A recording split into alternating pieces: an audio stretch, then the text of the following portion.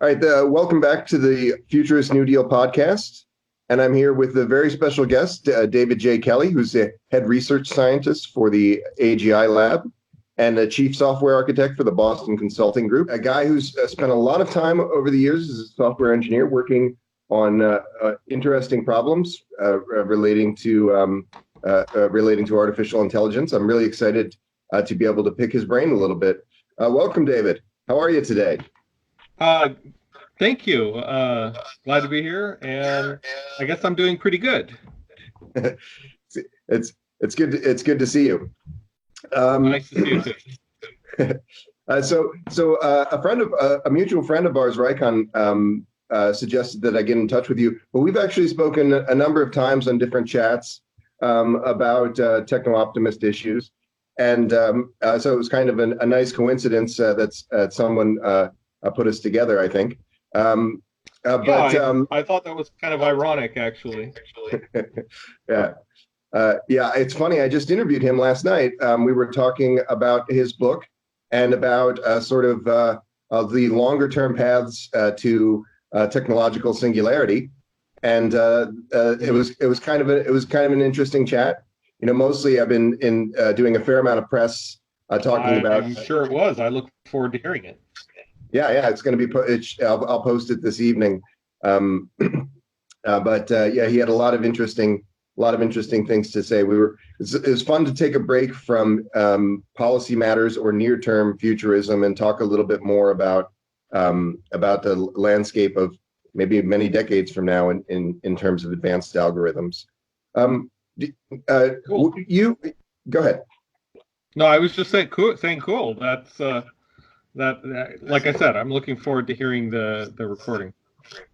Cool. Yeah, yeah. I'll definitely make sure that you get it.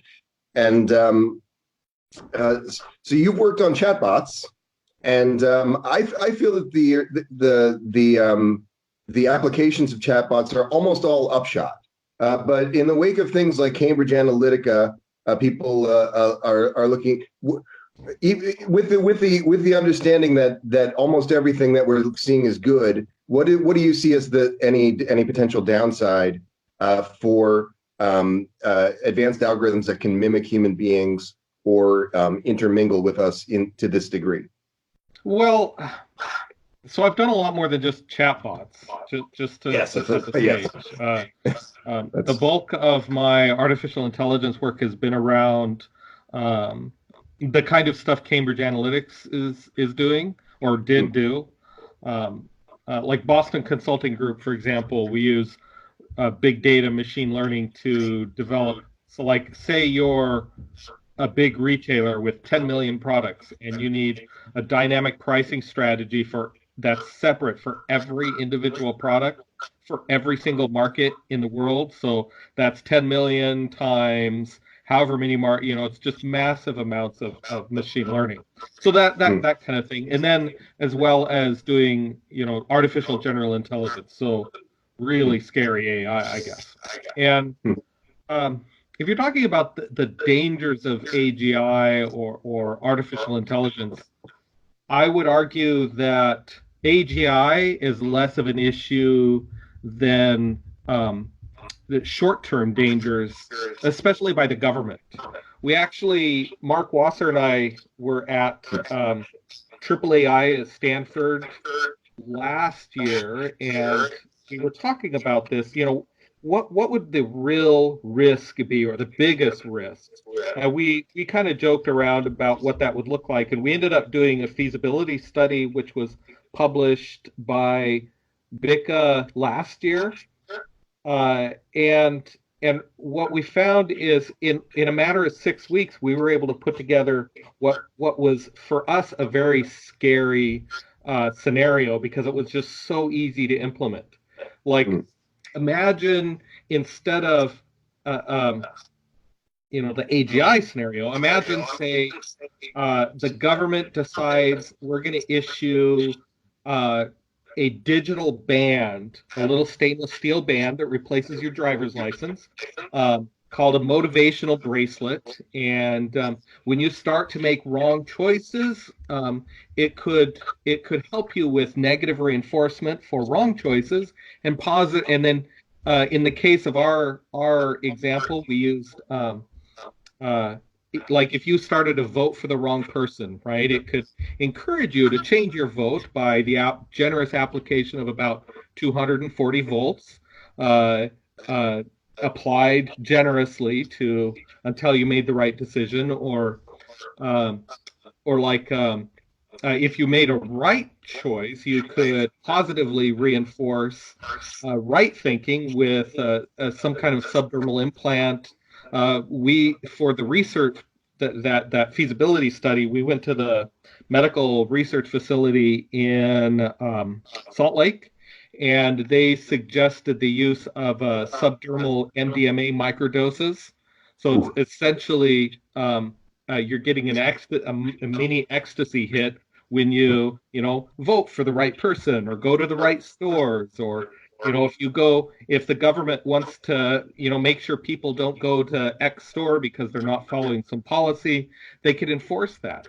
If you Hmm. started to install these machine learning clients in everyone's computers and everyone's phones, you had to have your driver's license and this band to be able to even drive your car. You really could create a situation where even without artificial intelligence, it would make the book 1984 and Big Brother look like amateur hour, Hmm. with uh, basically electrocuting people for making wrong decisions, and giving them ecstasy hits to keep everyone in line. You Hmm. could doing really dystopian things like that. You could get into um, just some really scary stuff, Hmm. but you could do it with off the shelf technology.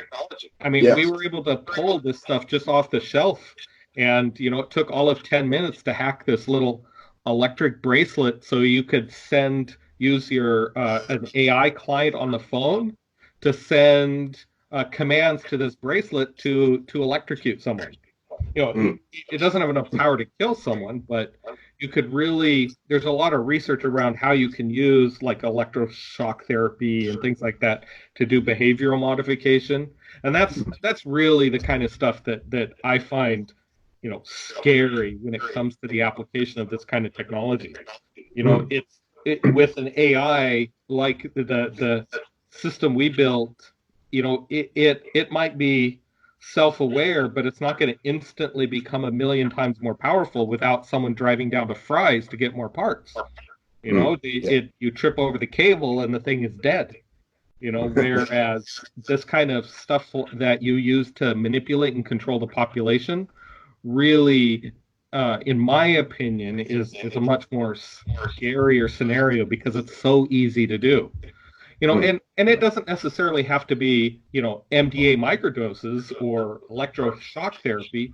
It could just be things like the insurance companies enforcing those little plugs in your car into the computer jack so they can tell how you're driving, Hmm. and the way we use data to identify people. I saw a company that developed. Uh, so a couple of years ago, I was a CTO for a venture capital firm, Hall Labs, and there was a company they were investing in that did facial recognition, and they wouldn't track who you are, but they would create a hash of your face. And the scary scenario that we use to talk about their technology is, imagine you're in a shopping mall with your girlfriend and you buy her a diamond necklace in some jewelry store. Hmm.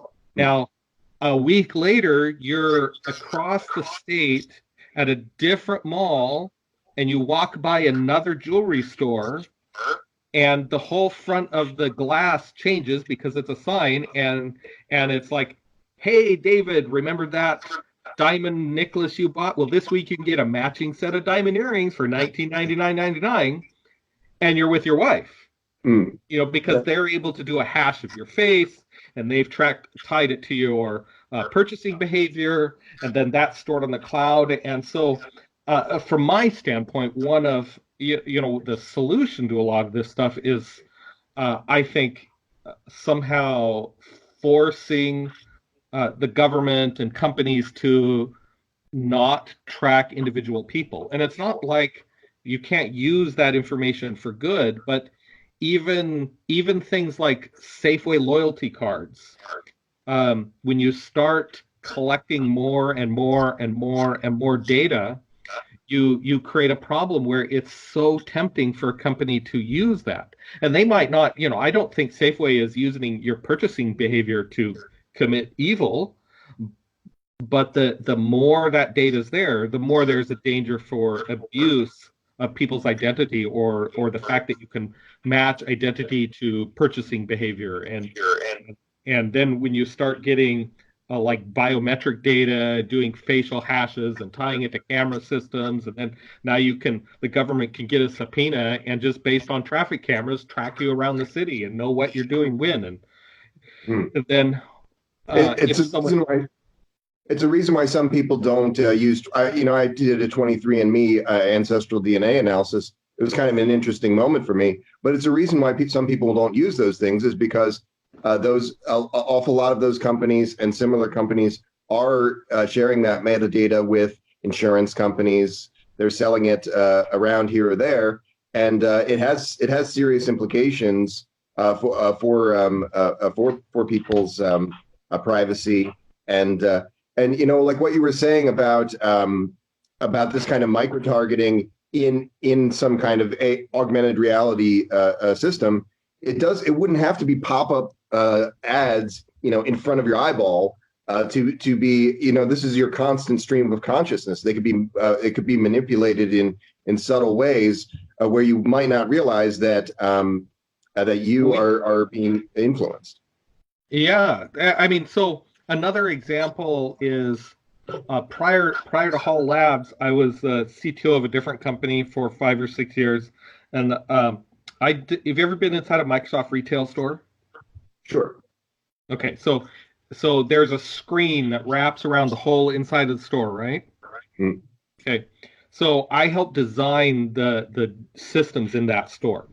that's Now we cool. did a study um, where in the original versions of that store, there was a kiosk where you could go and you could shop for software. And it was kind of cool because you could, I mean, the way the store was set up is they would be able to compete with Amazon.com. They would be able to crush them.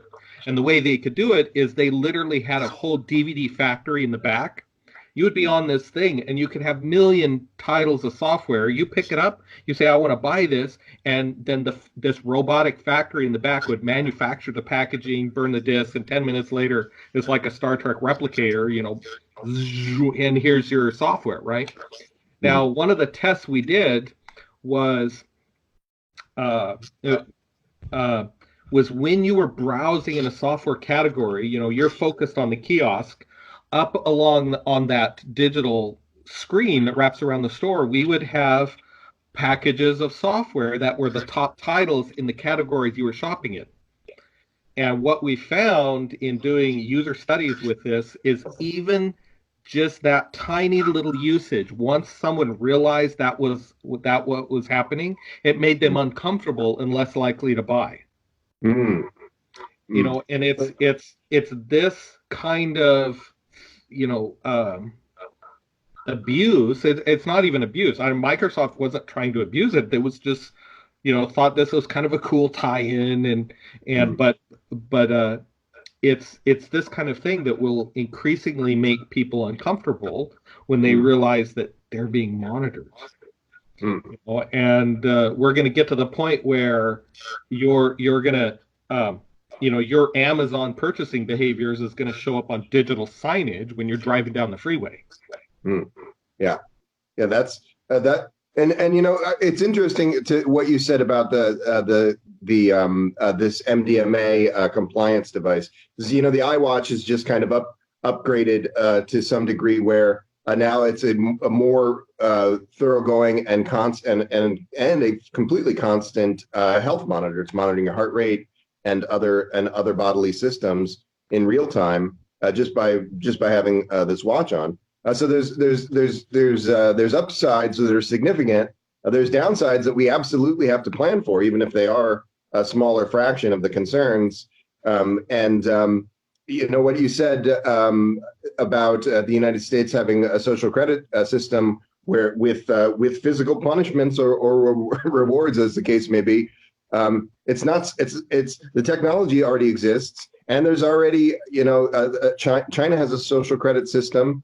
They don't shock people, and I do think that a lot of what people say about Chinese domestic policy, it comes from a sort of a nationalist point of view. It's sometimes it's not really reflecting what China is about to the fullest degree. But certainly the social credit system is something that's pretty scary. But it also reflects getting an awful lot of people kind of into the networked world, into on the grid, so to speak, in a way that they maybe were not. So I think there's pluses and minuses there.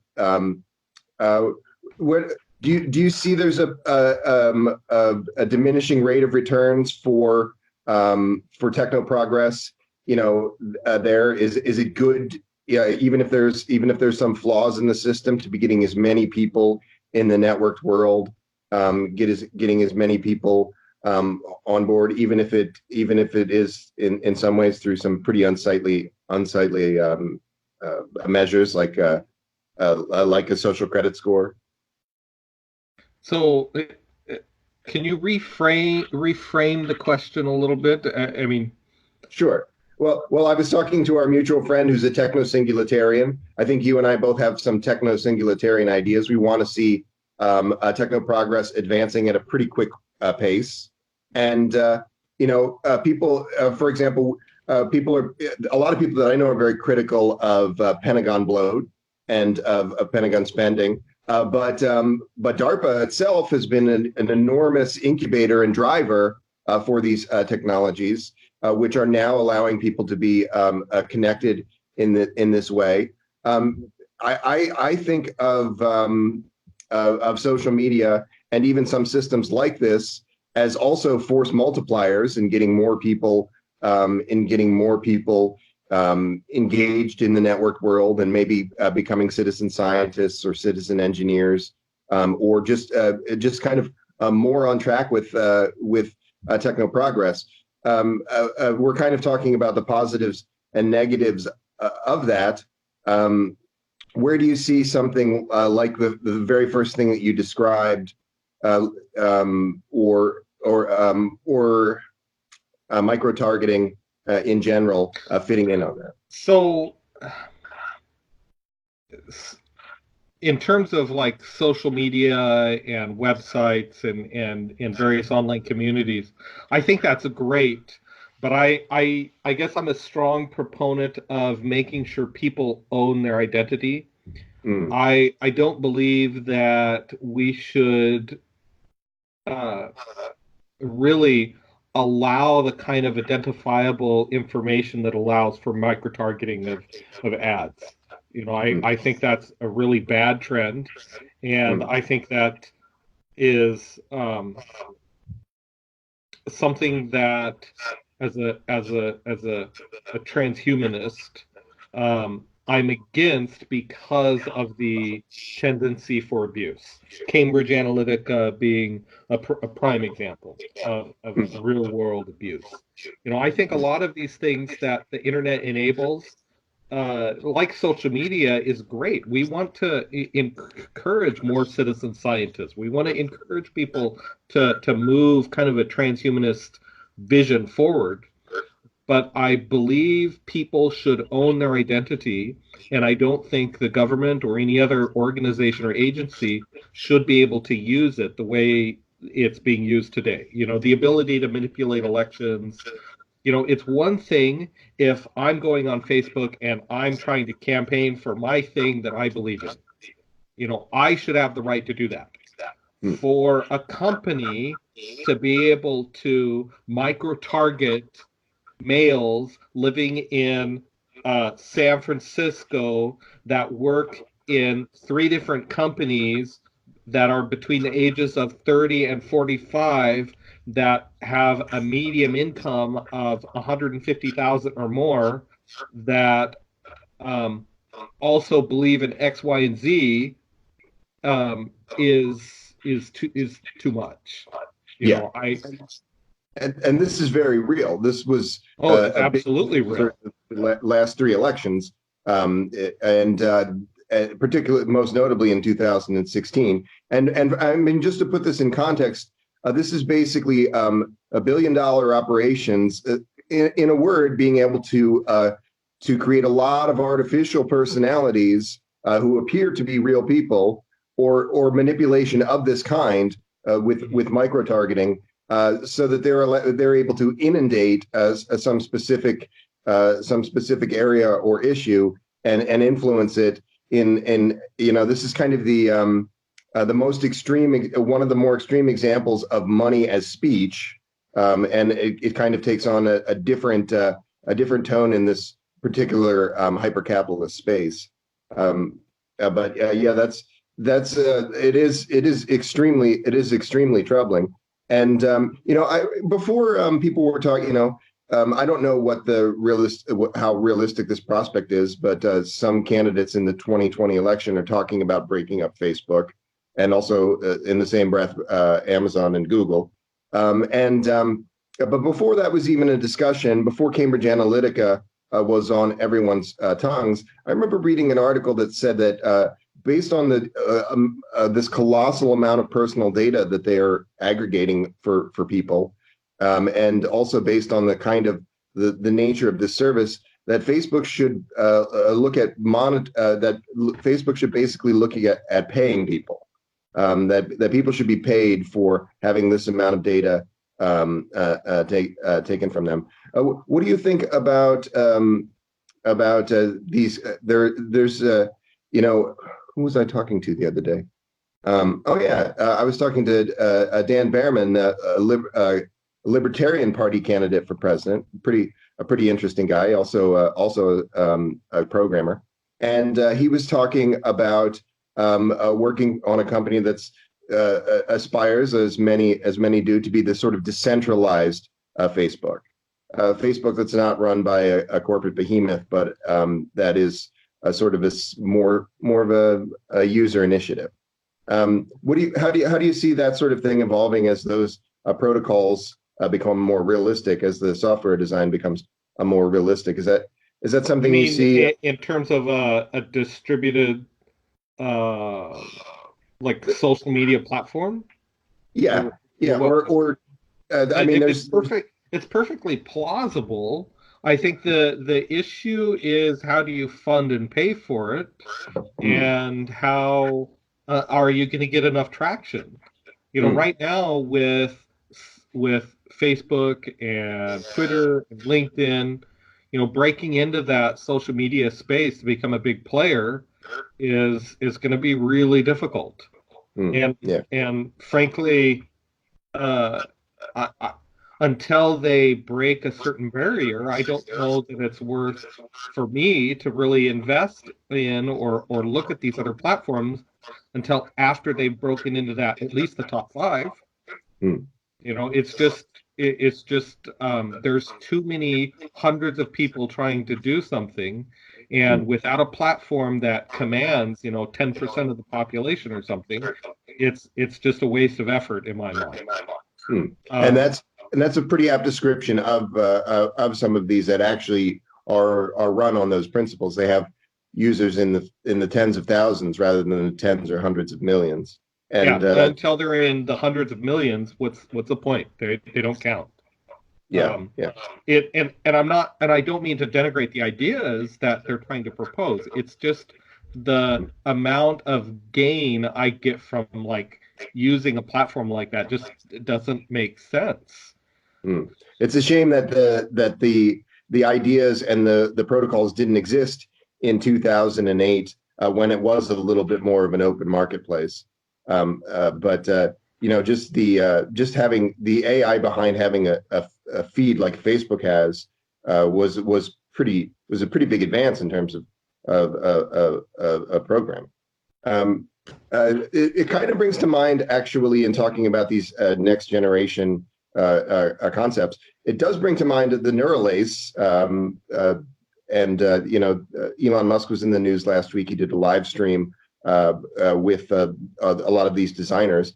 And the reason I would bring this up is because when I'm thinking about like what is the next Facebook or Twitter, I think it's interesting to talk about how people might be having a different kind of connectivity and how that will manifest in different emerging culture, and thinking about the ways in which maybe Facebook or Twitter are not set up to utilize those, but maybe an emerging player might be.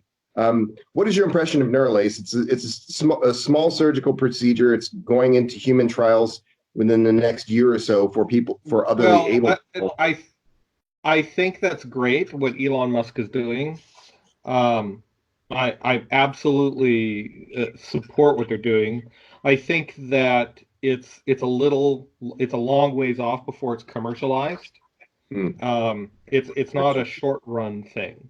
I yeah. think, in terms of the next unicorn or the next thing that affects kind of a futurist approach, I think we're more likely to see traction in, at least in the marketplace, uh, with like collective computing, or methods for creating swarm-based AI or things like that, like Uno, or like what we're doing with Uplift. Um, the trick for anything to go big like that is they need to target a blue ocean space, which is kind of a marketing term that has to do with how you take something to market.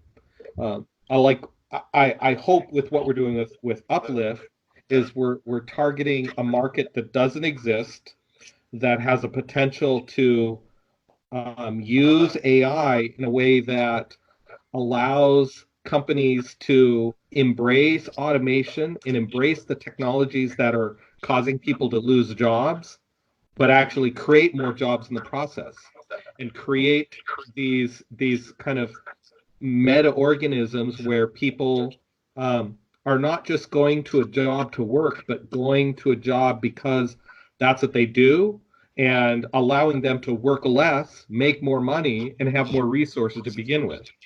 And Mm, that's where I think you'll probably see the biggest growth segment, in terms of kind of a futurist technology approach over the short term. Um, mm, but I think anything, like even if it's a social media platform, if you can target a blue ocean space, or find a way to differentiate enough to be a quote unquote blue ocean, then 10,000 users is good enough, right? And mm, then you can get the visibility and the traction, and potential growth. Now, mm, bringing that back to Neuralace, for Neuralace to have an impact, it has to be available. And from a commercial standpoint, I still think you're years away at the very earliest. mm, There's a competitive company that's been a little more. So I guess caveat this with, I've been paying very close attention, and I've made the AGI lab has been paying very close attention to what Neuralink and Elon Musk company is doing, but also a mhm. number of other firms Yeah. um, that are doing something similar. For example, um, uh, one of the PayPal mafia people that's less known than Elon, a guy by the name of Brian Johnson, which is another secret transhumanist. Mhm, Um, he actually, not this year, but last year, gave the keynote address at the MTA conference in Salt Lake. mhm, Um, but he doesn't publicly talk about being a transhumanist. But he's dumped a bunch of money into another company that is doing something similar to Elon Musk. And Elon Musk actually had gone to Brian before he got involved with Neuralink. And I know they're working on something similar, but I think they're more in the non-invasive space. They're trying to use high resolution EEG or something like that. mhm, But mhm, where we're interested in that is like with for the AGI lab, is if we can get a platform where the more or closer we get to the human brain in terms of the data, the easier it is to integrate human intelligence with artificial general intelligence and various kind of AGI applications. And I think, but I really think that the adoption of that kind of technology is still, 5 years or 4 years away from really us being able to use something like that to drive something in market. And I think that's, a social platform in that space, in like if it can affect corporations and or some other market that would generate the revenue to support it. I think that's where we'll see, a finally a competitor to Facebook or to some of the social media issues that we have with the way things are going now. But it's still several years away, if Mm. that makes sense. Mm. And the EEG based the brain computer interfaces is what most people were more familiar with before Neuralink, and it does have some of the same market potentials. But yeah, that was my experience. Emotive, that kind of thing, or the children's games, the Star Wars game where you levitate a little ping pong ball. Oh yeah, I had one of those. Yeah, Yeah. yeah, that's yeah, but even the ones that are more advanced in those fields today, they have about 250 neurons that are kind of being cloned. The Neuralace has about 10,000 apparently, which is kind of the difference between basically having basic control of a browser or really being able to start having a pretty rich hyperreal experience. Yeah, Um, so here's the top three players in this space. So yeah, Neuralink, of course, Kernel, which is Brian we, Johnson's company, which mm, they're still running in kind of dark mode, but they've been doing it longer than Neuralink. mm, And Open Water, um, which is a high definition EEG based BCI, and they're working on using holography. I just don't know how they did. There was a TED talk about what they're doing, but there's still um, I don't know how. None of those three companies have something that's what I would call commercially viable. But those are the three companies we're following for high definition brain mm, computer interface technology. And as mm, soon as that's available, we're going to be all over it.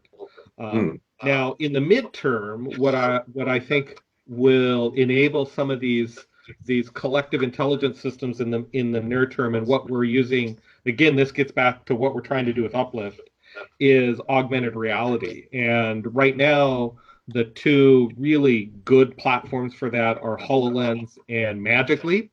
mm. But I'm really looking forward to HoloLens 2, which solves a lot of the problems you see in Magic Leap and HoloLens 1 with. Have you ever used HoloLens? I have. Yeah, Yeah, so it's like the toilet paper rolls in terms of the field of vision. right. And Magic Leap does a little bit better job. And I think in the long run, a Magic Leap sort of hardware configuration is a little bit better. But HoloLens 2 solves the field of vision issue to a larger degree. And there's And also Meta, which has a pretty wide field of vision. It's a yeah, but little their more. engineering platform is too much of a pain.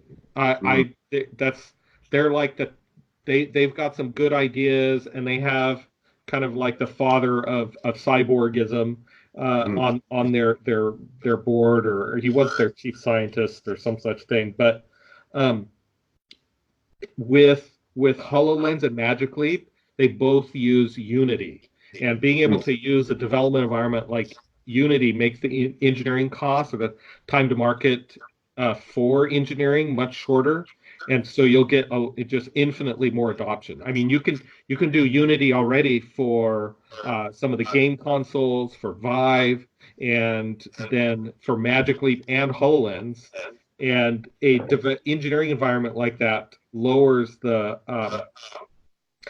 uh, lowers the bar actually, content. for bringing stuff to market. And Yeah. the more developers you get, the more content, the more applications there are, the more you're going to drive adoption, and it's kind of a vicious circle. And that's Mm, why Meta will have to adopt something like that if they want mm, to ever compete. mm. Magic Leap is so far ahead, and well, It was Microsoft. shrouded in mystery for quite some time, It and was. people I were mean, saying, how many "Are they based people get a in Miami?" startup with 1 point something billion dollars of investment and they don't even have a product? I Yeah, mean, that was just unheard of. yeah. So there, and the only real competitors in that space are uh, Microsoft. And Mm, Microsoft has given out their architecture to all the OEMs for free. They're not even asking for licenses. So mm, even Magic Leap is going to have a hard time competing. They've got $1 billion in the bank. mm, So for Meta to come along and try to break into that, yeah, not mm. going to happen. Yeah. They will have to adopt an environment like um, Unity with Android or something like that if they want to compete. So Mm. we'll see. I And do like some of their original designs. If they could ever get those glasses to market, mm, absolutely love it. Where mm, I think a new competitor is in the works has to do with some uh, lenses that replace your lens in your eye. And I know the company that designed it already has a design that even without the AR components, it can give you superhuman vision as mm, well as adapting to with age because it doesn't harden and it can dynamically adjust the size.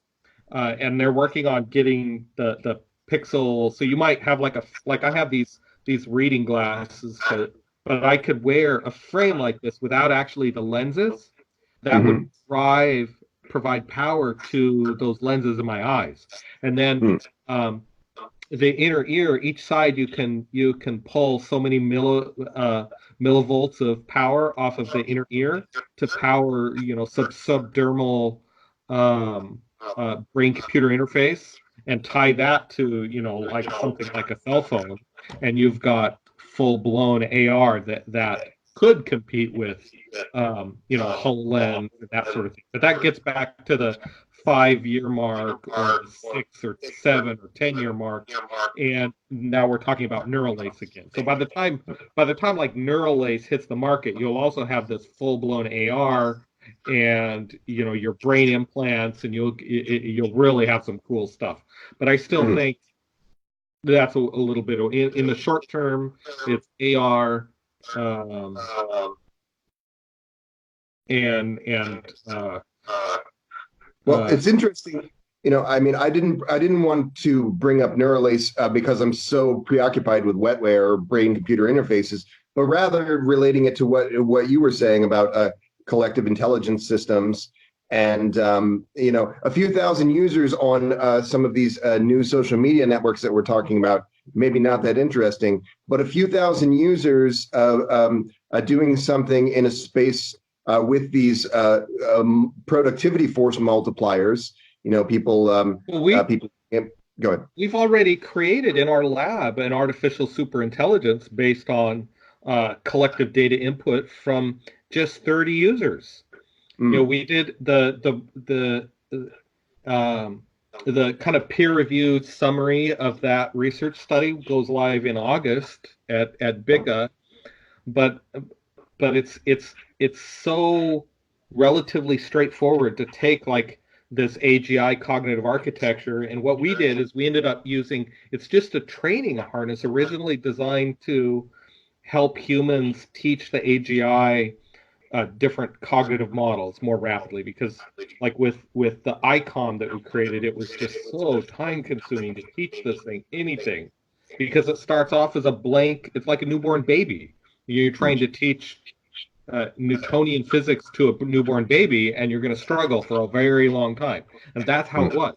So we had created this training harness, but we found if we had a group of people all contributing at the same time, it took all of 6 months, and we have a functioning kind of meta ASI, and that's mm, actually what came up where we got the idea to um,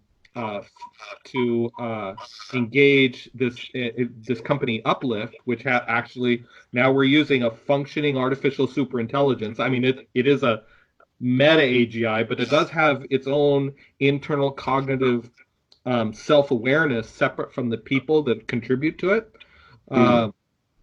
And that's where I hope that we can kind of bring, at least at a corporate level, use corporations actually to bring about this kind of transhumanist positive vision using Mm. artificial intelligence, collective intelligence systems, and take it to market and make money. I mean, Mm. ideally, if Uplift, they have one customer now, but if assuming it goes well, we would like to be able to take that money and turn around and put together an institute where we can actually fund the kind of research that we want to see in a positive interpretation of the singularity, I guess. Mm. And But it's interesting that you mentioned this. You spoke of the PayPal mafia guys. They have Peter Thiel and some of those guys are funding an AI safety initiative based out of California, yes, and they're concerned with some of the things that you were talking about. And I'm not convinced that they were truly concerned with existential risk. These are guys who are kind of talked about moving fast and breaking things, and now I think they're concerned that somebody else might be able to move faster and break their things in terms of the kinds of operations that they built. But I think there is some of that.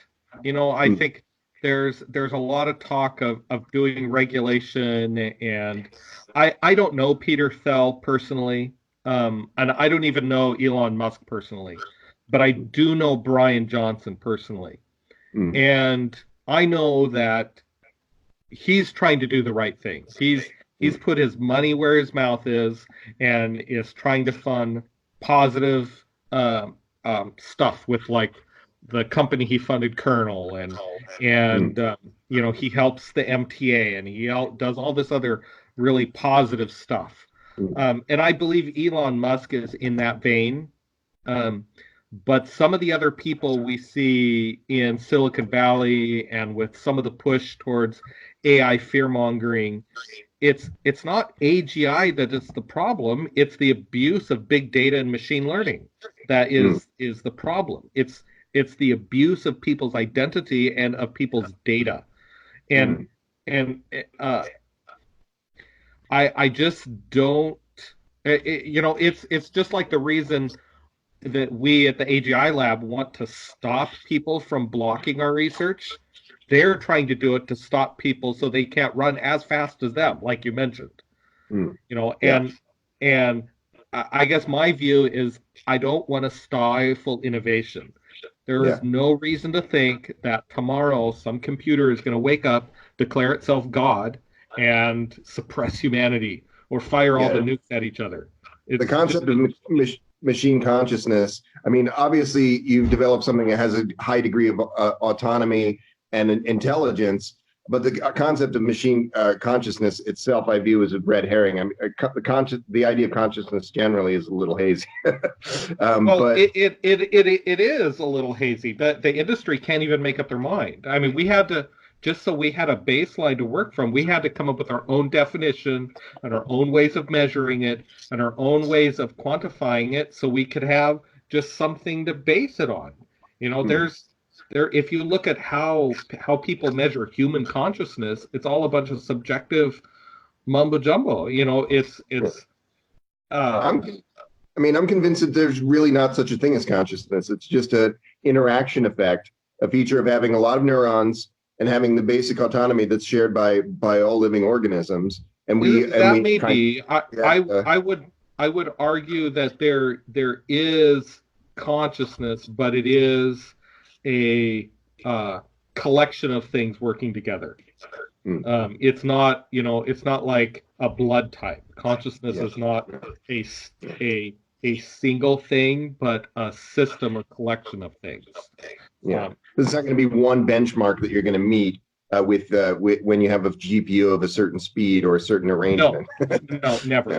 Yeah, yeah, yeah, It doesn't work like that.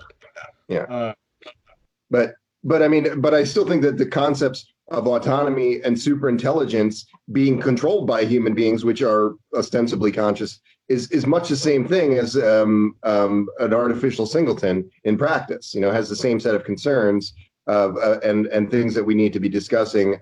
Yeah, but the problem is we have humans now, and humans can be um, evil, Mm, and they can use the technology now, and that's more of what I'm worried about than a newborn baby artificial superintelligence. It's gonna not know anything about anything. It's mm. gonna be, ooh, look, I can draw a circle.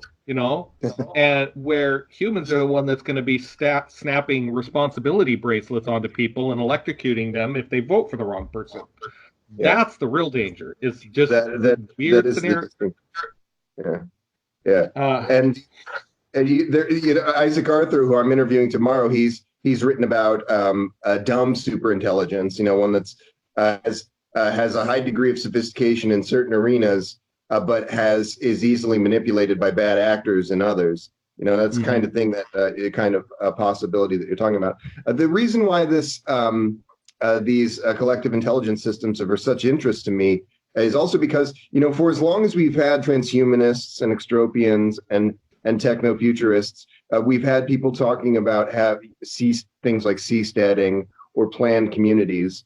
And so then if you have a few thousand users who are very robustly engaged with these smarter digital assistants and AR uses, who are starting to use BCIs in more interesting ways, you have the basis for perhaps new forms of governance, or I think that's what those guys who are writing about AI safety are concerned about, is that these things could overwhelm existing political or marketplace entities, and in doing so, create a level of instability that could endanger people.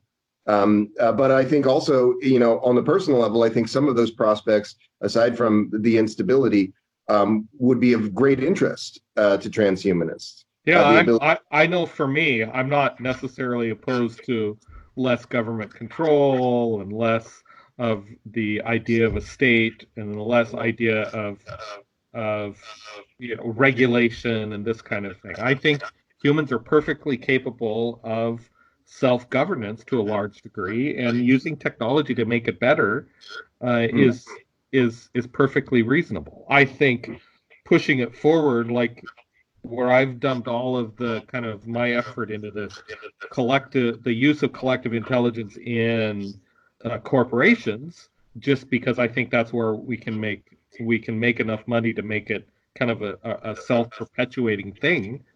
But in the long run, I agree with you that instability is bad. I don't really want to see instability, but um, removing the concentration of power in any one person is really it seems like a good thing to me. yeah, Uh, and 'Cause it's kind of like, to some degree, it's kind of like an abusive spouse argument. The nation state not wanting to relinquish some degree of its power. It's kind of like saying, you made me hit you or something. People are within their rights to want to make these changes, and mhm. and we should be able to adjust these entities. These entities only exist in service of citizens and human development, insofar as they're hindering those things or operating to their own ends. We're right to we're right to want to criticize them, and Yeah, but yeah, I agree. yeah. It's why in the Futurist New Deal, I've made a point of talking about this open society paradigm and surveillance and these and steps to direct democracy. These are all kinds of ideas that I view as a left libertarian as good steps towards the more general libertarian goals of more decentralized oversight of markets and things like this. Everybody wants those things. It's also just a question of implementing them in such a way that we don't have a United States which already has this, 55% of workers in rather low pay service jobs, thrown out on the streets. We have to consider all of there's a lot of things to consider there, but Mhm. certainly I think that and I think I want to definitely stick to the marketplace and technology discussions, but I think that open society and a direct democracy, the push for those things is it does relate to those things. The technology can allow for some of those things as well. Um, um, uh, I talk quite a bit and wrote quite a bit recently about the prospect of I-voting, and talking about the one country that has this the most robust I-voting system in Estonia, and how they're doing it.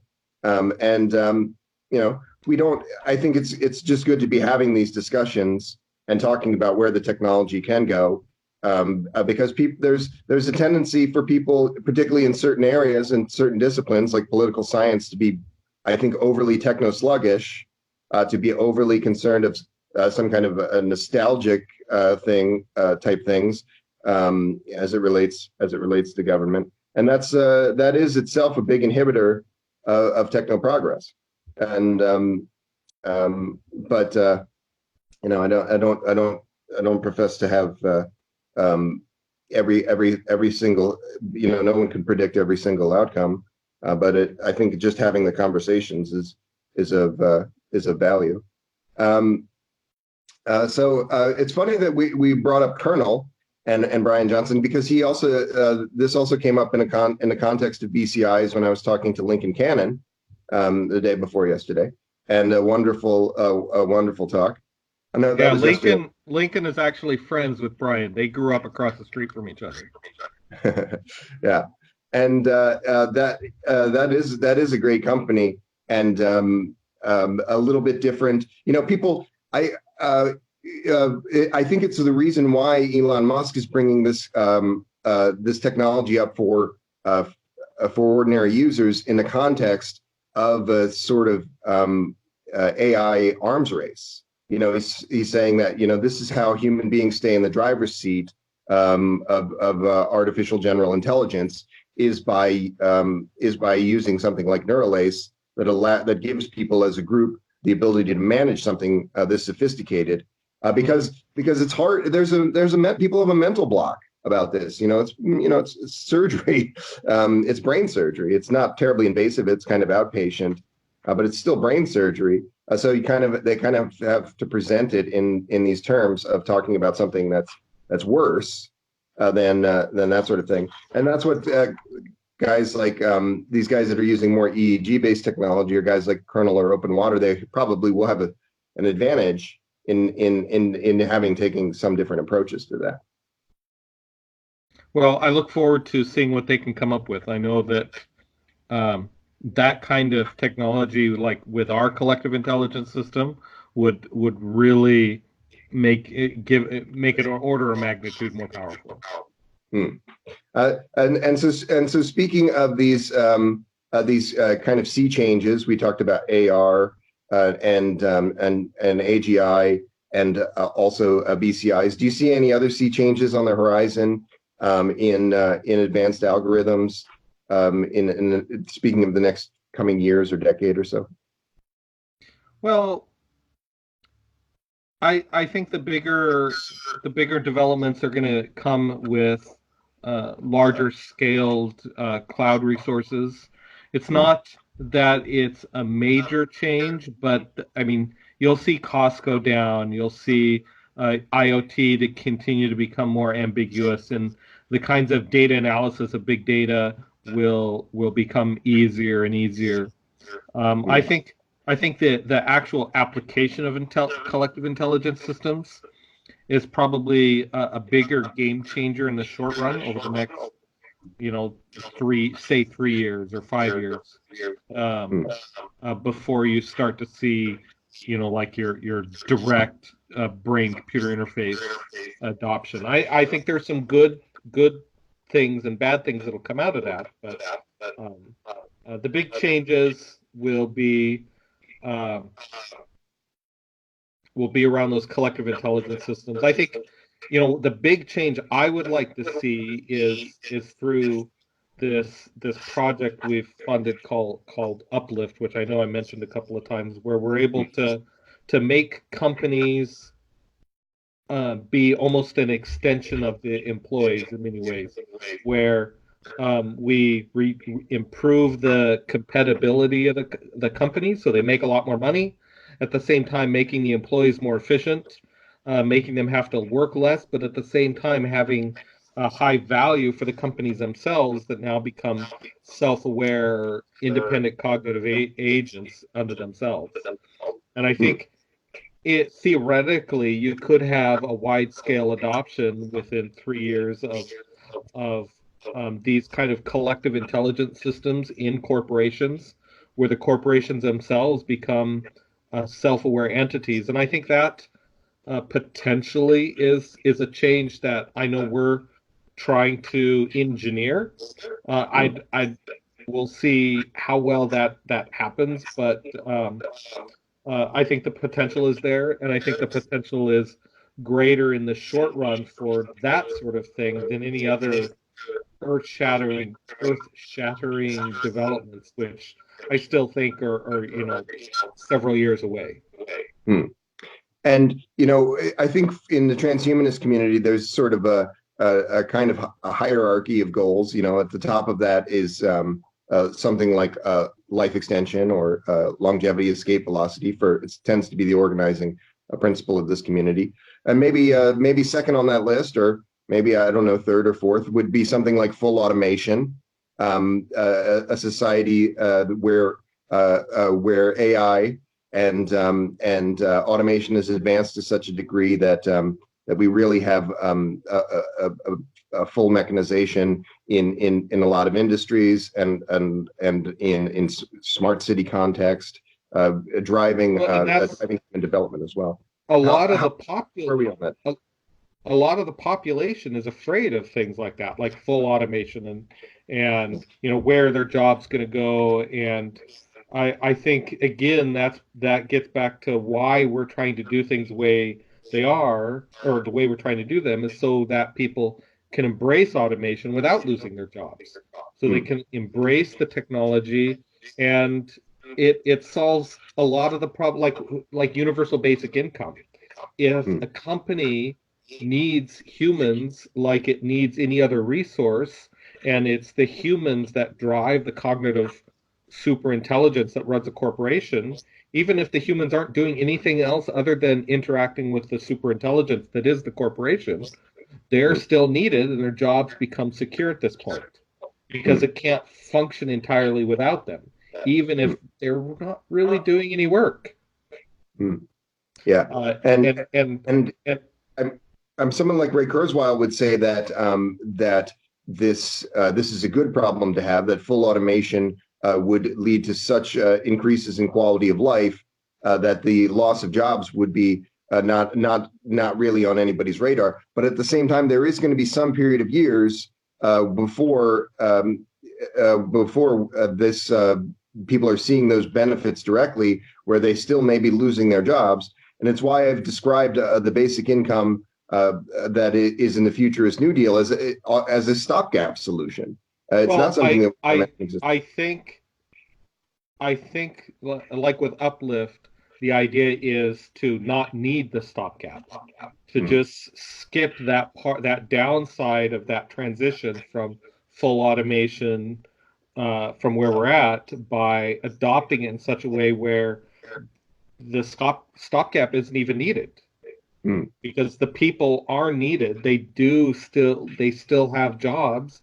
They're making more money with less work, um, and they just skip right to the end game. The mm, problem is, it'll be one corporation at a time, so not everyone would see the benefit, but the employees of the corporation that adopts that methodology to full automation with the collective intelligence systems, um, skips right to the end game without the loss of jobs, without the downside of full automation. It's all mm, up. Everyone wins. mm. And I would say that in basic income pilot programs, and because basically every developed country has had some kind of experiment or other with Hmm. basic income, and in all of these pilot programs, there's almost no one actually leaving the job marketplace. About 1% of people in the short term leave the job marketplace, and those are people that are caring for small children, young mothers or young families. And but very few people. But what does happen is that people leave jobs that they regard as make work, or they leave jobs that they find unfulfilling, and they start businesses. They start, or they find work that's better suited to their skills and interests.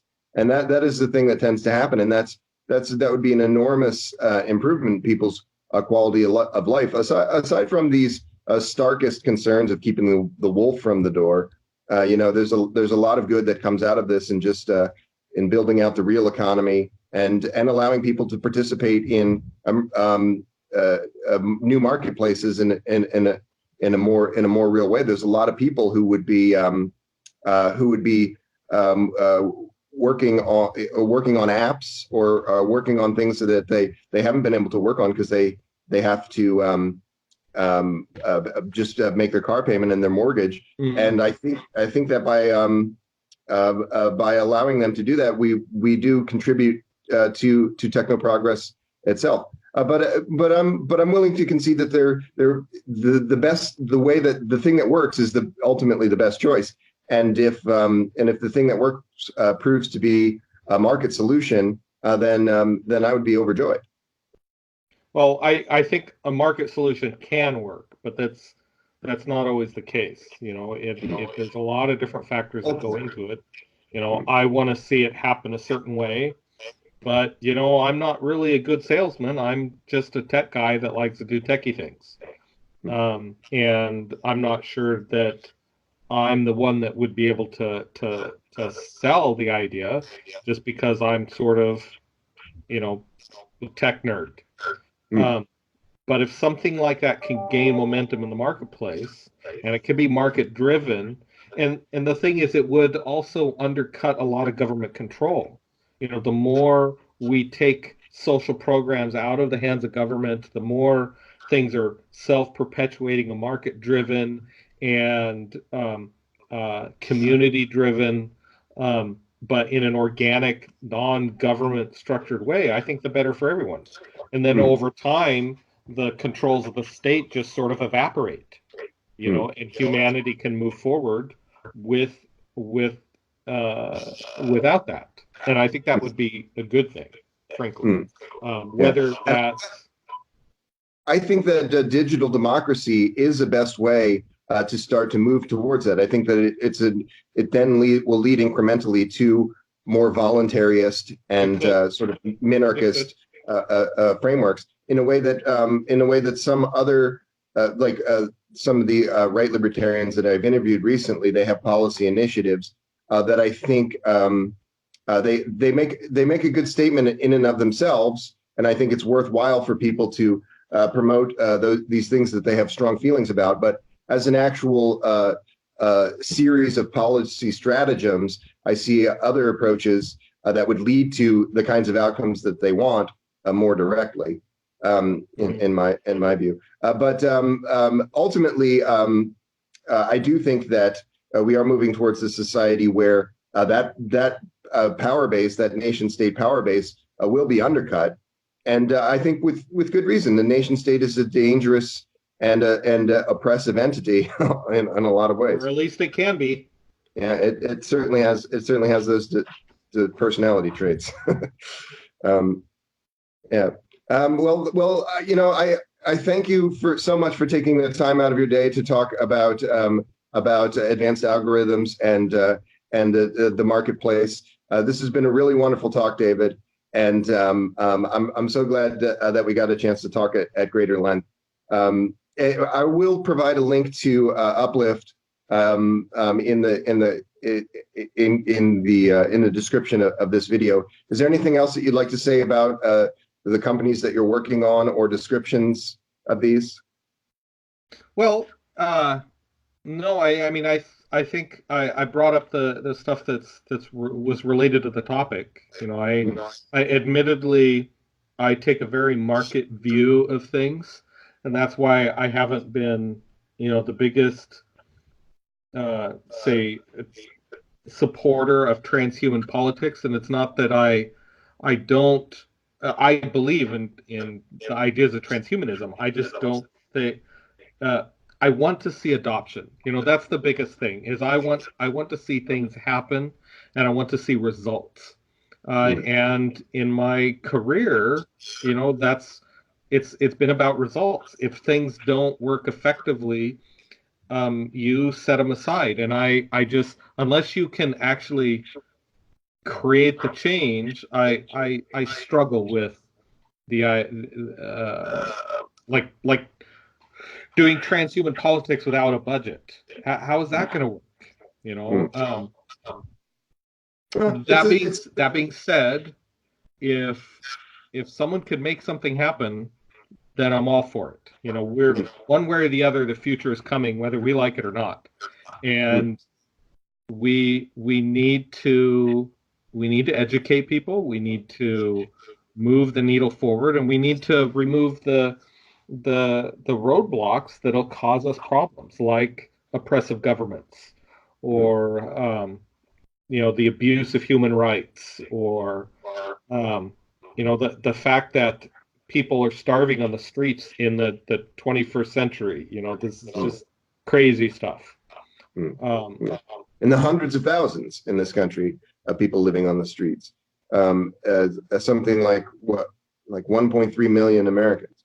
Um, but yeah, the thing, the trend, you know, uh, we've talked about in this campaign the concept of a sort of a de facto life extensionist, someone who doesn't have staunch techno optimist ideas, doesn't concern themselves with AI or emerging biomedicine that would allow them to live longer, but yet they are somebody who goes to their general practitioner every quarter or every year. And if that general practitioner in 5 years says, we're going to inject these microbots into your bloodstream that are going to fix your liver or this or that, they're going to go for it. They're going to continue to be extending their life and longevity prospects, even though they're not ideologically allied with transhumanists. And some people have criticized the concept of a transhumanist political organizations on this basis. That we don't want to set ourselves up as people to be a straw man, to be attacked by bio-Luddites, when most 95% of people in reality are like effectively life extensionists already. I mean, people are transhuman already, whether they like it or not, just because of the cell phone. Mm, And I think my argument a lot of times gets to kind of the thing with, I would like to see a Democrat that could actually win in a local regional election for like Congress, and then after they're elected, they come out as a transhumanist. mm, That is how a transhumanist is going to get elected, in my opinion. mm, yeah, And I think that would be great. mm, That's a realistic approach. mm, Where I like with Zoltan's campaign. I mm, know Zoltan did it for he didn't have any delusions about him actually winning. mm, Uh, and in terms of creating education and more visibility for the transhumanist movement, that he was able to do that. mm, It's my fear is that he also increased the uh, the amount of people that think transhumans are fringe crazies, mm, and um, that's kind of I guess that's my concern with the whole transhumanist political movement. Is mm, it's not about winning; it's about creating more education. And the fear for me is that it creates a perception of fringe, mm, which is something I want to avoid. mm, That being said, you know, people are we're a transhumanist society already, whether people like it or not. And the fact that we can't say that without people going, oh, you're crazy, just blows my mind. But people are people, and we just got to keep moving things forward, and we'll see where we end up. Hmm. And my one of the competitors in this primary that's coming up, and we have 6 more days left to register people in that primary. That primary is going on from the 6th to the 13th of August. It's an e-vote. But my main competitor, Rachel Haywire, she's set up her campaign as sort of a fringe personality-based campaign. Talking mostly about cultural transhumanism, not talking about bridges to radical life extension or bridges to full automation in policy terms as much as our campaign, and that does concern me that it's a spectacle, and I don't see it being a spectacle to any real end. So I do share those concerns with you. I think what Zoltan did in basically staging his campaign, although there were many issues that he talked and wrote about of great interest to me. He staged that campaign as basically a one-issue campaign centering around super longevity, and in doing so, because he has all of these contacts to various news magazines around the country, he was able to steadily release a lot of content on the subject of life extension, and I But think he has that connection as a published journalist prior to going in. So the argument from him makes more sense. But for you and Rachel, for example, what are you guys doing? Is the amount of good you're doing greater than the amount of more people thinking transhumanists are crazy? yeah. Well, it's definitely something we have to consider, and I think that running a cultural transhumanist campaign is definitely more in danger of getting that. Most of the hashtags and blurbs that I've been sharing have been about policy matters, almost wholly divorced in actual implementation from life extension or algocracy or AGI. It's all been about this moves to e-governance and economic reforms that would allow for people to best be positioned to experience super longevity without actually talking as much about it. So I do share that concern, and it was a big discussion point with the campaign advisors that I have as to how to do this. And I hope that I haven't done a disservice, but I do share those concerns, and I hope I don't expect that the Transhumanist Party is going to be the most mainstream party in a year or two, but if we can have the kind of success that the Green Party had, they haven't elected a lot of people, but now But the Green Party is an abject failure. Well, on a certain level, their whole vision was co-opted by corporate America to sell more stuff. And now they don't even count anymore because their vision was entirely stolen. Well, but I mean, those at the same time, all of those corporations, or at least the world around, most of the corporations, and at least a fair part of the corporations in the U.S., they now have green culture. They now have standards and practices that are different from what they had before the Green Party. Or they've created the perception of that so they could make more money and sell you more stuff. Yeah. Apple has a Instead of perception of being green. actually having green policies, and that's the fact that we're not responsible with the environment is just crazy to me. Don't get me wrong. I believe in a strong military. I'm an ex-Navy veteran. I firmly, it speak softly and, it carried a huge, massive stick. I'm all about cool weapon systems. But the kind of crap, I lost my train of thought. Something to do with imperialism. Well, it's I don't know. My brain just switched gears. We were just on about green culture as a smokescreen, and then we started talking about the Pentagon. Well, in any case, I don't remember my train of thought, but I know the Green Party, for example, the fact that their vision was stolen scares me, and the fact that um, I don't want to see the things I care about in transhumanism be twisted like it did in the Green Party. You know, Mm, where it's to the point where if you're a member of the Green Party, you're fringe, irrelevant, and no one cares. We're mm, already green. Why do we need the Green Party? mm, And I don't want to see that same sort of thing happen with transhumanism. mm, You know, I whatever it takes, I want to see biological immortality in my lifetime. I want to mm, see AGI and sustainability off world. And the mm, fact that, we're not responsible with our environment totally is crazy talk to me. mm, It just blows my mind that we as a society have allowed ourselves to get into a situation where we're almost literally killing ourselves. mm. Yeah, And I it's want it's I want it's a I horror. want to see a success. Nothing is more important than the preservation of uh, sapience and sentient intelligence, in my opinion.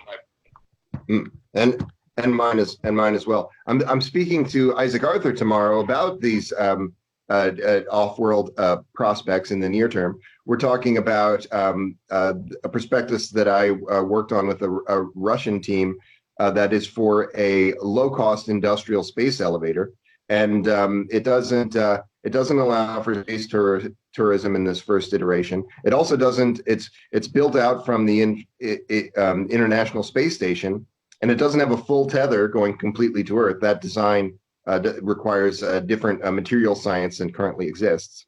But it would still allow for reducing the reliance on rocketry and different kind of rocketry, lower impact on the environment. And I'm interested in. I'm hoping that he's probably going to have a lot of criticism for this design. He's kind of an expert in this, and and but I'm very interested in us getting off world. I think that there's a certain a point at which the focus on getting off world becomes too great of an expenditure.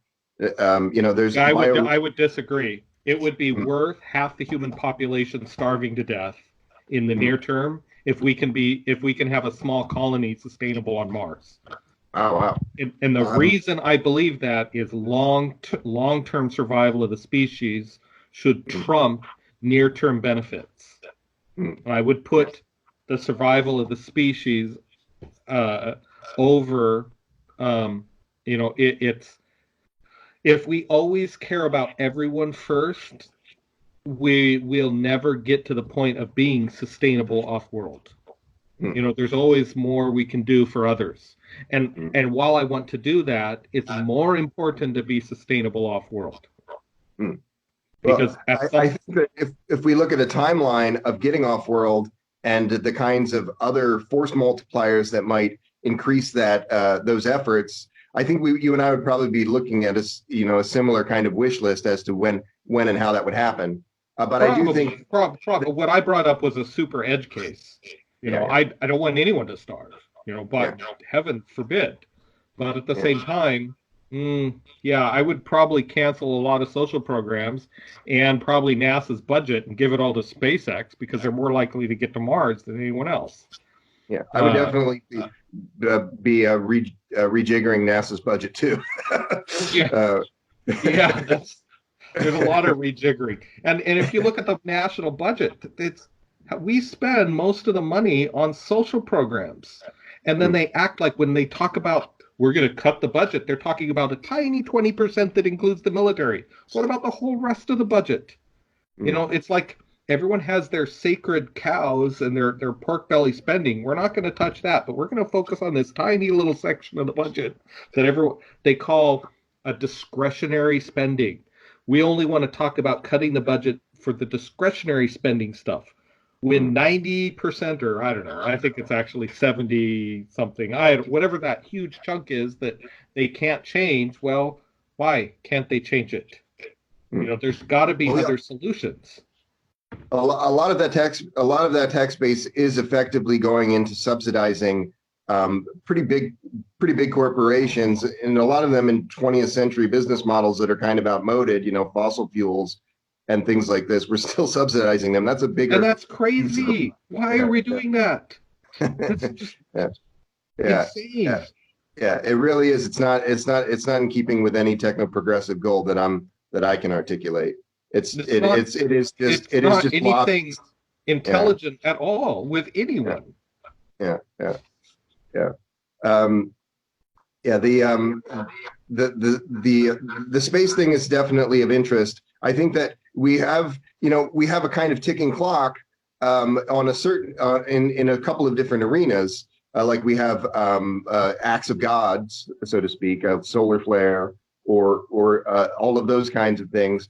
That's but that we don't have a timetable on those. We can say that it's there's a certain percent likelihood that this will happen in 1,000 years or something. A super volcano will happen, this or that. But the climate crisis, it's a different kind of existential crisis in a certain light, but we do have a more understandable timeline with it. But a lot of those things we have bioremediation efforts. I work kind of know somebody who was on this team for building this biomechanical microbe design that's able to sort of starting to be able to clean some of the mess in the oceans. And Mhm. there's other bioremediation efforts that people are undertaking to those ends. And when I say about the space thing becoming not being the best use of resources, we could build bunkers underground or undersea that might allow us to weather the storm at a lower cost and still be working on those other. In the long run, we're going to die on the Earth if we don't get off the Earth. I think Agreed. the sooner we get off the Earth, the better. Mm. Um, Well, in my opinion. I hope that maybe I can advance this conversation a little bit with the industrial space elevator because it is a good step towards being able to have a lunar colony. But in Yeah, the near if it term. lowers the cost and it's actually doable, by Mm, all means, I would absolutely support it. And it would open up a lot of new markets. Putting those solar arrays up there, fixing. The lower you can get that launch cost, the better. Mm, mm, And even if it's half an elevator mm, that is in the upper atmosphere that we can fly up to, and then it lifts it up, whatever it takes, mm. that's absolutely supported. Yeah, yeah. I'm definitely all for all of that. Well, interesting discussions. I'm so glad that we got to talk about these marketplace concepts. And thank you again, David.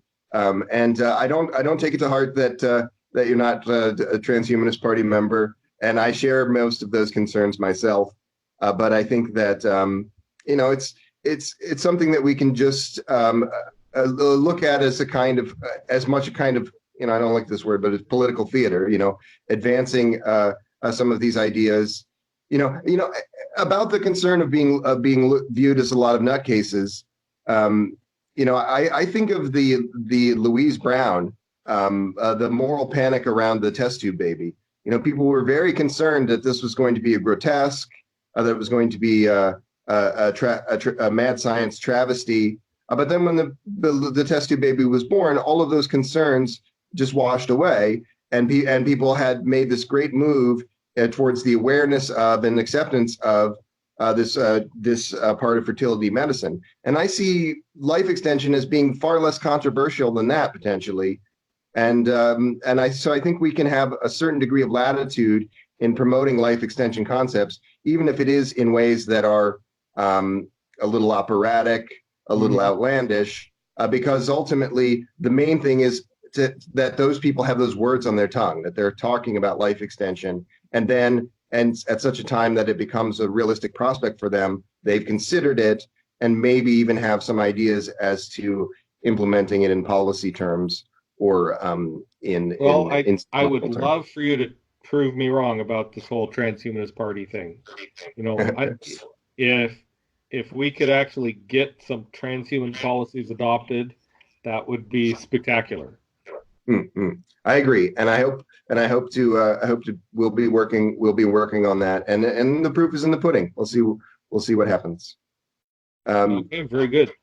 all right. I Thanks. appreciated talking to you today, and I guess we'll see where things go. Yeah, yeah. Thank you so much, sir. Keep keep us. We want to keep particularly updated on the state of the artificial general intelligence that you've developed. Maybe we can do this again sometime, and you can tell us how he's a toddler on two legs now. Well, it's actually the uplift is actually fully sapient and self-aware at this point anyway. It's actually the uplift instance has been put in as CEO of the company and is Mm, actually operating independent. It does use a lot of the employee human mediation to help train its cognitive models it's using, mm, and so it really is a type of like hive mind, kind of mm, like you might perceive the Borg, but in a good way. mm. Um, And it needs its people, as it were. And and they that have a kind of customer already, and we'll see. I'll send you some material. yeah. um, I have an article that was going to go public somewhere else. I'll send it to you, but it's not for publishing. Just that it gives you kind of um, an idea of the impact we hope we can have by sponsoring Uplift. And so Uplift is like a separate company, and we're providing support for them. Um, and so this machine is now CEO. And there's a conference that's in about a month in Seattle, a scientific conference. There'll be a press release and some other stuff going on there. Mm. Um, yeah, we'll And see where it goes. that's such an interesting thing to have this alteration to the structure of an organization where you have an advanced algorithm having more of a key role, and there's still obviously people in the loop. It has implications for governance as well. Zoltan Isfin has written a number of articles on this idea. And the headline probably. It is all about governance. The MASI is a super intelligence specifically for governance, and that's why it does so far does well as the CEO by Mm, making those decisions where everyone can have a say. But one of the key things is it abstracts, the personal investment or the clashes you have with people, where like if you have a group of humans, typically they all feel they have ownership of their little thing. And in the way the MASI works is they're giving input into that model, it makes the decision. But the fact that two people in that group disagreed is abstracted from each other. So they're still best friends and they go and work together. And the fact that the machine did one thing or the other and they don't really have any visibility into that, so you don't have that conflict. At the same mm, time, you have the input and you have the working together. So um, it enables the system to work around things that would be clashes between people in a regular corporate environment. mm. Uh, and that's And part of the governance optimization of using the MASI. Mm. And people's response to this, I think, it makes me think of the people of response to self-driving cars in a way. A self-driving car in every driveway would mean that fatalities would go from about 35,000 to a few hundred or a few dozen a year. But people's response to it is, oh, talking about a trolley problem, talking about AI making life or death decisions. The point is, there's a lot fewer life to death decisions, and that's a real world thing. You can say the same thing about governance in this context. Adding this more robust layer to organizations or nation states is going to allow for a lot better outcomes. And to just Yeah. focus on the fact that it's kind of spooky that we have advanced algorithms, even though humans are in the loop and there's oversight, is really missing the point. And that's what most people point to when you talk about algocracy or when you talk about a more highly advanced technocratic uses with technology of the kind that you're describing. And that's upsetting. That's kind of upsetting to me. I want everything that we do should be about harm reduction, and it shouldn't be about the optics of it. It shouldn't be about some kind of existential crap. It should be actually about fixing things. But yeah. Yeah, I think you're right. It's the problem is just trying to overcome human nature. You know, Hmm. you have we have millions of years of evolutionary baggage to work through. Yeah, and we have to allow for people's sensitivities on these subjects, and hopefully make a good enough case that they'll move past them. Um, well, any links on these subjects I think would be of particular interest to our viewers. So if, I have one or two things, but I want to definitely shore that up with you. If anything that you would want to send me that I could post, and if make a note of anything that I would not post as well, the article that you mentioned. I'll look forward Yeah, to read. I'll give you part of that you could post, Okay, cool. and I'll send you um, ping me with the email address. I think I have the right one, but um, just make just let me know exactly so I have the right one. Okay, all right. And I Um, guess we'll go from there. Excellent. Excellent. Thank you again, David. This has been a wonderful talk, and it's been good to sit down and talk with you in a little more of a live space. Thanks again. No worries. Thank you. All right. Talk to you Bye. later. Bye. Thanks. Bye.